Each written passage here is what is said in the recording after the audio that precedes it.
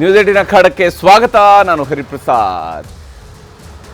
ವಾಲ್ಮೀಕಿ ನಿಗಮದಲ್ಲಿ ಆಗಿರುವಂತಹ ಹಗರಣಕ್ಕೆ ಸಂಬಂಧಿಸಿದಂತೆ 187 ಕೋಟಿ ರೂಪಾಯಿಗಳು ಇರುವಂತಹ ಆ ಹಣದಲ್ಲಿ ಸರ್ಕಾರದ ಪ್ರಕಾರ, ಸರ್ಕಾರ ಹೇಳ್ಕೊಂಡಿರೋ ಪ್ರಕಾರ 94 ಕೋಟಿ ರೂಪಾಯಿಯಷ್ಟು ಹಣವನ್ನು ಬೇರೆ ಖಾತೆಗಳಿಗೆ ವರ್ಗಾವಣೆ ಮಾಡಲಾಗಿತ್ತು ಅಂತ ಹೇಳಿ. ಆದರೆ ಒಟ್ಟು ಅಮೌಂಟ್ನ ಲೆಕ್ಕವನ್ನು ತೆಗೆದು ನೋಡಿದಾಗ 187 ಕೋಟಿ ರೂಪಾಯಿ ಇದೆ. ಈಗ ಈ 187 ಕೋಟಿ ರೂಪಾಯಿಯಲ್ಲಿ ನಡೆದಿರುವಂತಹ ಹಗರಣ ಇದೆಯಲ್ಲ, ಸರ್ಕಾರ ಮತ್ತೊಂದು ಕಡೆಯಲ್ಲಿ ಮಂತ್ರಿಯಾಗಿದ್ದಂತಹ ನಾಗೇಂದ್ರ ಅವರು ಹೇಳಿದರು, ರಾಜೀನಾಮೆ ಕೊಡೋಕ್ಕಿಂತ ಮುಂಚಿತವಾಗಿ ಈ ಹಗರಣ ಬೆಳಕಿಗೆ ಬಂದಾಗ ಹೇಳಿದರು, ಆಲ್ರೆಡಿ ನಾವು ರಿಕವರಿ ಮಾಡ್ತಾ ಇದ್ವಿ, 22 ಕೋಟಿ ರೂಪಾಯಿ ಬಂತು, ಅದಾದ ಮೇಲೆ 20 ಕೋಟಿ ಬಂತು, ಹಿಂಗೆ 50 ಕೋಟಿವರೆಗೆ ಬಂತು ಅನ್ನೋಂಥ ರೀತಿಯಲ್ಲಿ ಲೆಕ್ಕ ಹೇಳ್ತಾ ಇದ್ರು.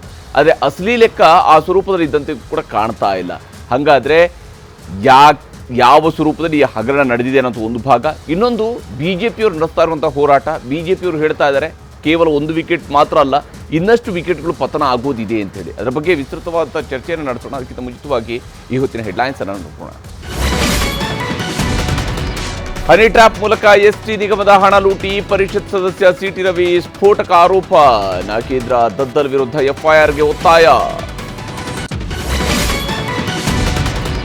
ರಾಜ್ಯದಲ್ಲಿ CM ಸ್ಥಾನಕ್ಕಾಗಿ ಬಣಗಳ ಬಡಿದಾಟ, ಒಕ್ಕಲಿಗರ ಬಳಿಕ ಲಿಂಗಾಯತ ಶ್ರೀಗಳಿಂದಲೂ ಬೇಡಿಕೆ, ಸ್ವಾಮೀಜಿಗಳಿಗೂ ರಾಜಕೀಯಕ್ಕೂ ಸಂಬಂಧವಿಲ್ಲ ಅಂದ್ರು CM.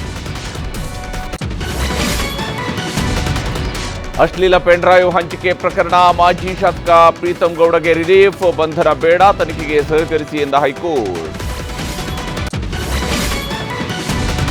ರಾಜ್ಯಾದ್ಯಂತ ಆರಿದ್ರ ಮಳೆ ಆರ್ಭಟ, ಕೊಡಗು ದಕ್ಷಿಣ ಕನ್ನಡದಲ್ಲಿ ಧಾರಾಕಾರ ಮಳೆ, ಉತ್ತರ ಕನ್ನಡ ಚಿಕ್ಕಮಗಳೂರಲ್ಲಿ ಹಲವು ಅವಾಂತರ.